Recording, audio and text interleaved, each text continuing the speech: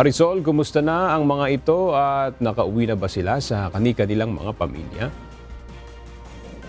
Aga kasalukuyan pang nasa kustodiya ng Ministry of Social Service and Development ng Bungaw ang mga biktima dahil sa psychological counseling at assistance ng lokal na pamahalaan bago makauwi sa kani-kanilang mga pamilya.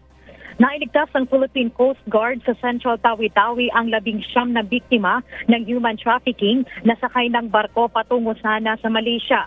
Ito ay matapos magsagawa ng joint operation ang Coast Guard Sea Marshal Unit Southwestern Mindanao kasama ang CGF Central Tawi-Tawi at PNP Maritime Police Station noong Biyernes.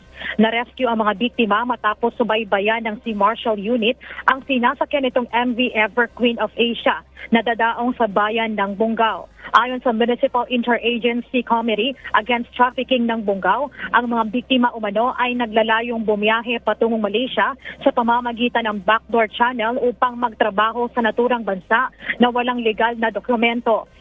Isinasailalim pa sa counseling at stress debriefing ang mga biktima. Nakatakda namang ibalik sa Zamboanga City ang mga ito upang ibigay sa kustodiya ng Department of Social Welfare and Development o DFWD Region 9 upang matulungan na makabalik sa kani-kanilang mga pamilya. Aga nag-aantay pa tayo ng update mula sa DSWD Region 9 at Philippine Coast Guard kung kailan sila makakauwi sa kanilang tahanan at pamilya. Yan ang latest. Balik sa iyo, Aga.